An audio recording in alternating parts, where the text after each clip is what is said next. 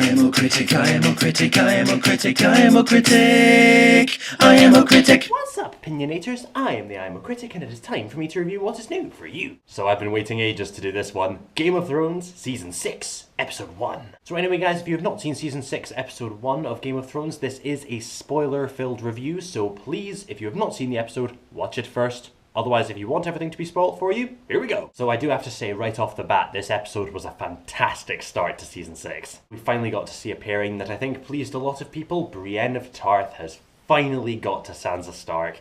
That was an awesome scene, and the adorable moment where Sansa tries to finish the oath that Brienne has given to her. She has to accept it, but she can't remember the words, so poor Podrick has to help her through it. It's adorable, and it was the biggest crowd-pleasing scene in this entire episode. And Ramsay Bolton having his now very much deceased squeeze being fed to the dogs rather than burned. Oh, Ramsay, you creep.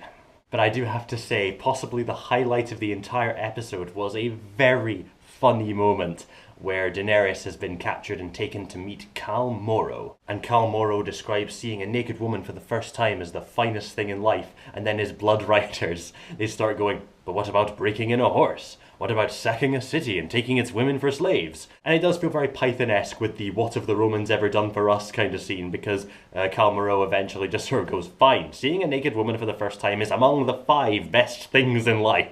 But I like the fact that Daenerys' name and her title does not actually have any weight when it comes to the Khal. But the fact that she's a widow of Khal Drogo protects her. I thought that was brilliant. I love the fact that each Khal seems to respect each other, and with the widows they keep them protected.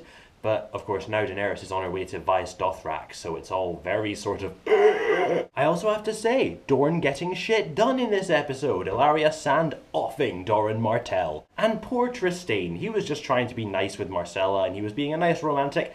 Yeah, spear through the head, that wasn't very nice. But then again, better than how he died in the book. If you know how he died in the book.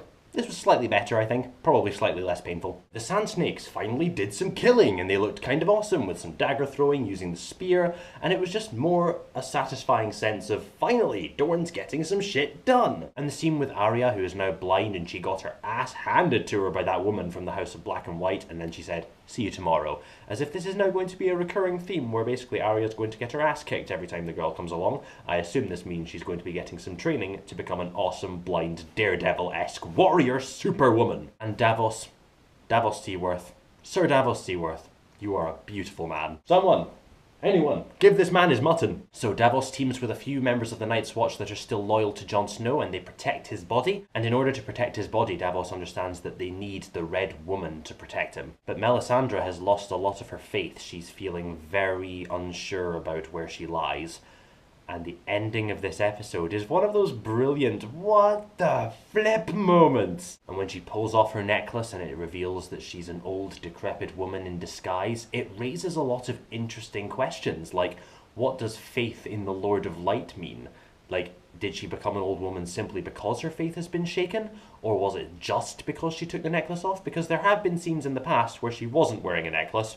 So that would either hint that there's an inconsistency in the show, or that there's a lot more to this. So to be honest, the weakest part of the episode was probably the scene with Tyrion and Varys, and that's not really saying much because every scene in this episode was very strong. But the scene with Tyrion and Varys walking around Meereen talking about how the people are losing faith in Daenerys because, duh, she just abandoned them on a dragon in the last series. And then they turn a corner and they realise there's a huge fire and the Sons of the Harpy have burned Daenerys' fleet.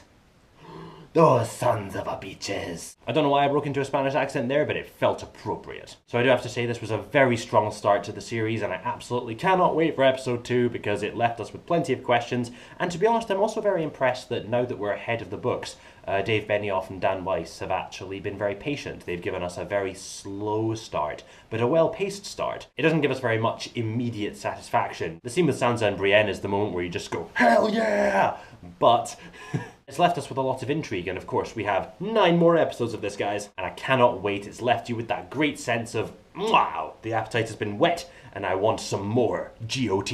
But anyway, guys, those are just my opinions. You're the opinionators. Please put your opinions on Game of Thrones Season 6, Episode 1 in the comment section. And of course, if you like what you've seen here and you like the review, please hit the like button, share, subscribe, whatever you like. And if you didn't like the review, well, that's your opinion too, isn't it?